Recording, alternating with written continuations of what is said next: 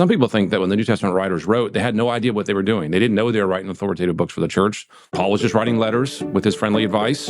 Luke was just writing what he thought happened. And only later, the church take those books and say, wow, these are really great. In fact, they're so great, let's call them scripture. And so then now you have a canon. So you can see that disparity. The books were written, but they were really written with a different purpose. And then only later they became canon. That is the narrative. And again, if that is how it happened, then I would have significant doubts. Peter refers to Paul's writings as scripture, as Paul refers to Luke's gospel on a par with Deuteronomy. Exactly. There's so much intratextual affirmation within the New Testament writings themselves, some explicit, and you just mentioned a couple explicit examples, some implicit, where you realize that, wait a second, there's no reason to think we had to wait for these books to be viewed as authoritative. They would have been recognized as authoritative by virtue of their authors and by virtue of their apostolic origins, and would have been received as such from the very start. We don't want to live in the village green at the end of the day. We can all leave and return to our houses of worship, but our goal is to encourage conversational theology in the village green, where we can rub shoulders with Christians from different traditions and expressions.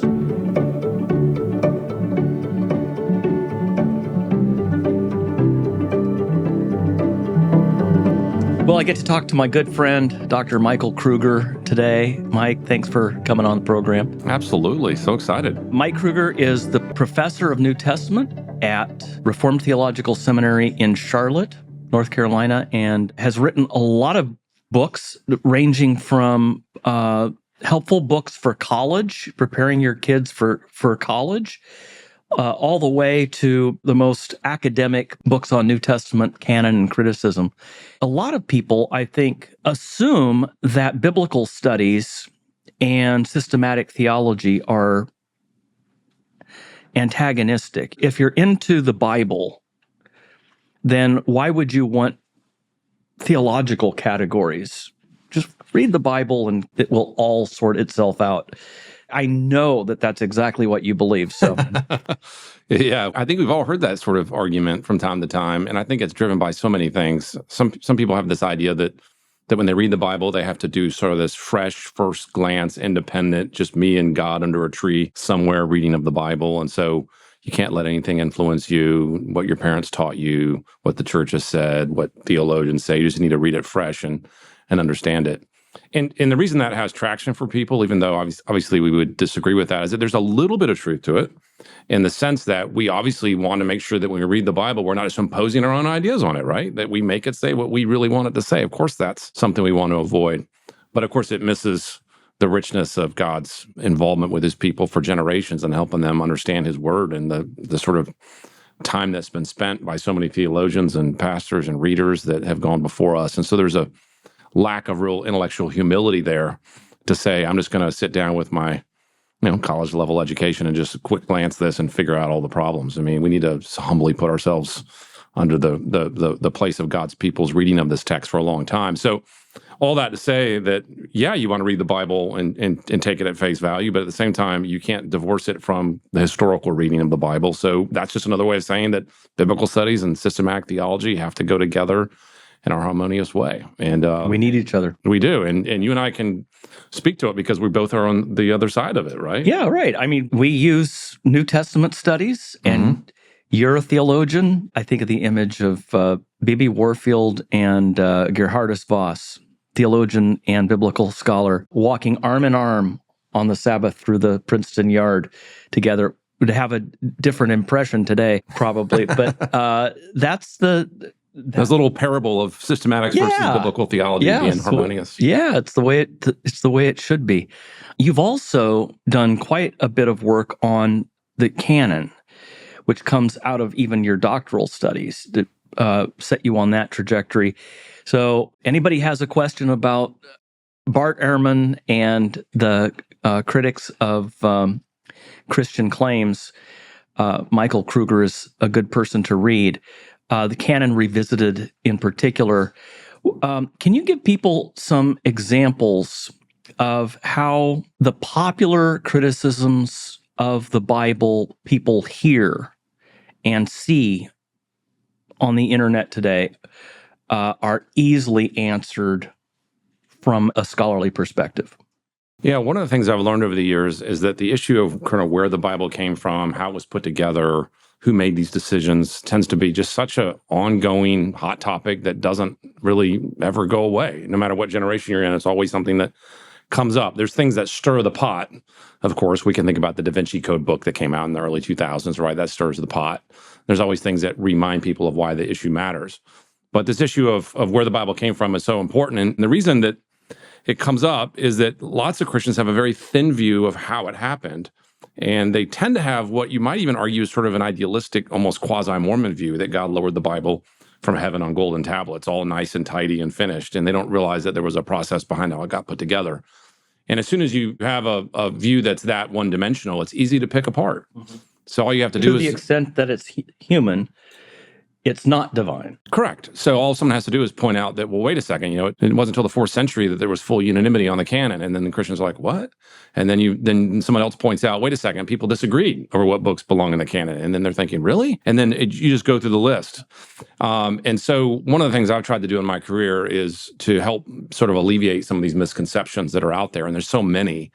I actually whittled them all down to a blog series years ago called Top 10 Misconceptions about the Origins of the New Testament Canon. But there's so many of them. But one of them that stands out is this idea in people's mind that some group voted or decided on the canon in some official capacity in the 4th century, usually under the tutelage of Constantine, where the church didn't know what to read and everything was in literary chaos. And then finally, Constantine gets a bunch of bishops together and says, well, we'll pick the books for you. And they sort of pick the books they happen to like, and they force them on the church, and that's the canon. Now, that narrative is great because it's persuasive to people and they love it. And it feeds their preconceived notions that it's just a human product and it's just a bunch of guys in a smoke-filled room making decisions for you. And why should we think those decisions are better than any other decision? And I need to think for myself and not just take what was handed to me and this sort of thing. So that narrative has a lot of traction, and it really bothers Christians. And by the way, if it happened that way, it should bother Christians. If I believed the Bible and I thought it was put together by a bunch of people under the influence of Constantine, I might wonder too whether I should take that at face value. Yeah. But of course, that's not how it happened. And I tell people, I said, rhetoric is one thing, history is another.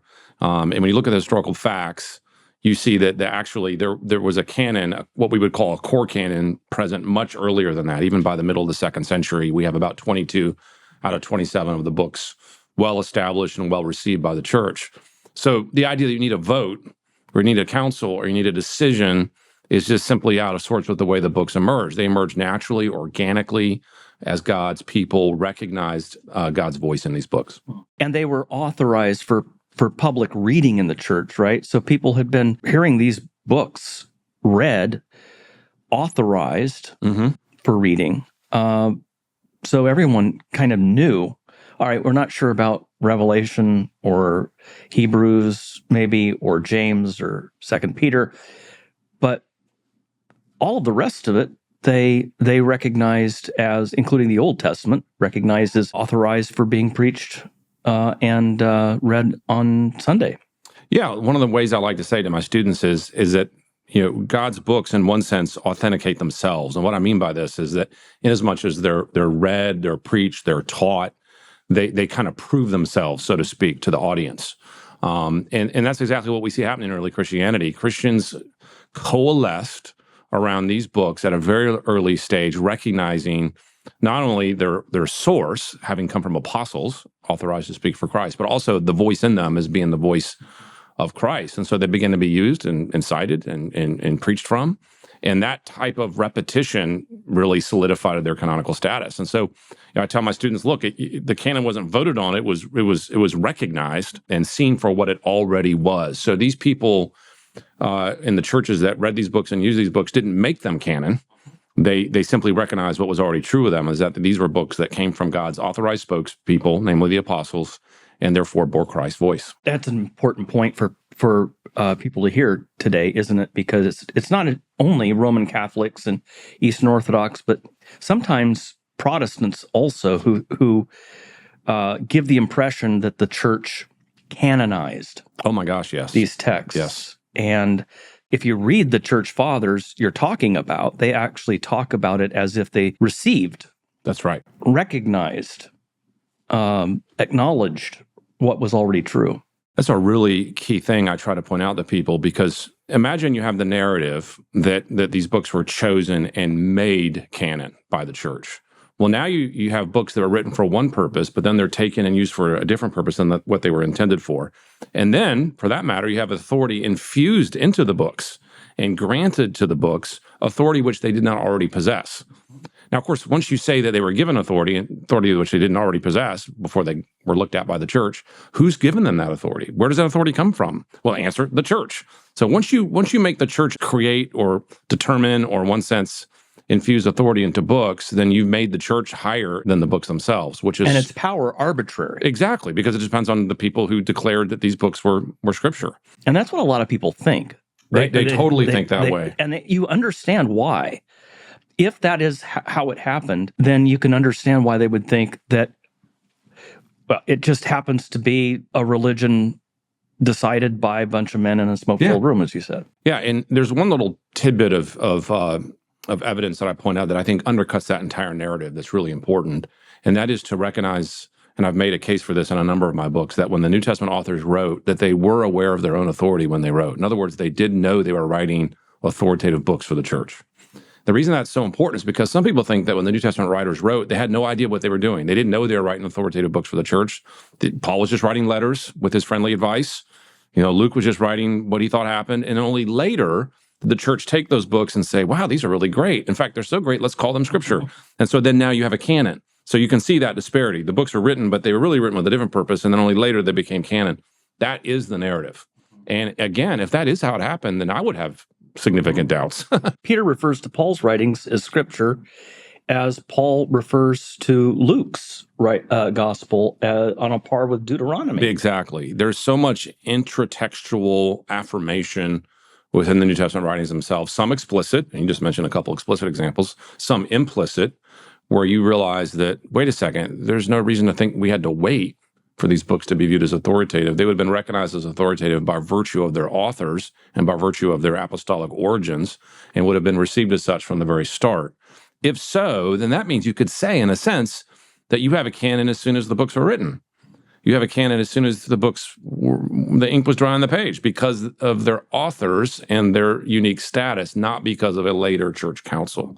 So there's two different models here, and I haven't used these words yet, but the idea that the church creates the canon later is what I call an extrinsic model, that the canon was sort of given to the church by this council.